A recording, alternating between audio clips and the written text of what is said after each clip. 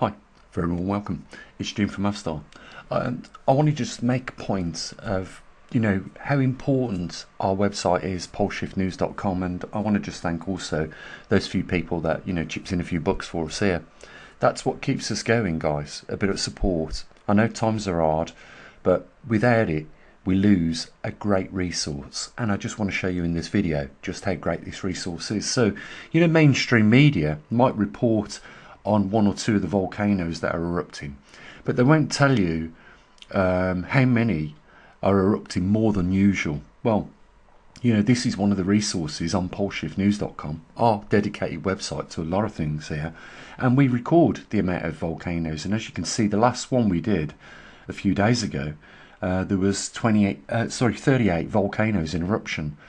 But how do you know if that is an excessive amount? Is it more than usual or is it less than usual? Simple thing to do is go over to poleshiftnews.com. We've got an archive now going back a few years, and you can check for yourself. Let's do that. So we're at 2024 now. Let's just zoom all the way down to 2022. You can see volcanoes in eruption 24, and then if we just go a bit further past that, again, in 2022 we done another reading, 28 volcanoes in eruption. That now, compare with what's erupting now, that's 10 times more. That's 1/3 more volcanoes that are erupting more than usual, and mainstream media are certainly not telling people about that. So we have a third more than average erupting. We can go back to what was the very first we did is 2021, and we can see an eruption 26. So the average for a long period of time was around mid-20s in volcanoes erupting, and we can go back even further than that to 2020, and again, there we are, mid-20s, and we see that the volcanoes in eruption is 25. So that's why our website is important, because this is what I've been trying to tell people.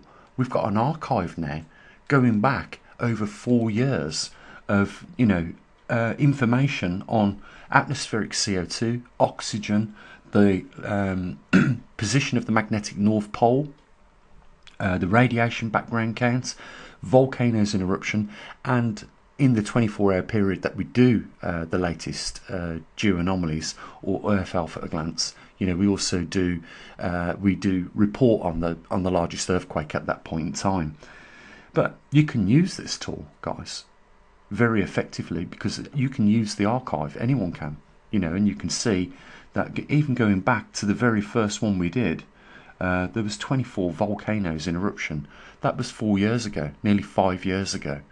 So that's where we come into our own. There isn't another website on YouTube or on the website, or sorry, on the internet, that is doing quite what we're doing. And that's why we're saying, support us, get behind us, because, the funds are at an all-time low right now. We've never received so little support from, our friends and family out there on YouTube.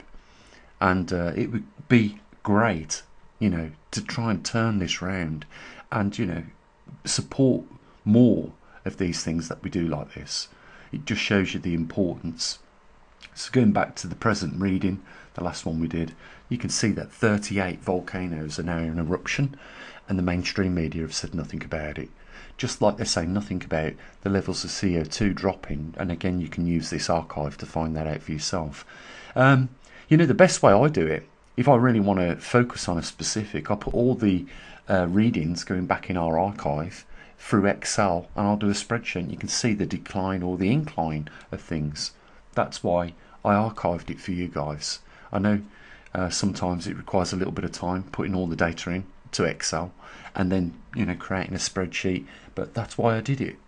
So at this present time there is 1/3 more volcanoes erupting on our planet, and at the same time our magnetosphere is weakening and the magnetic pole is covering more distance in a shorter space of time, which means its speed is increased.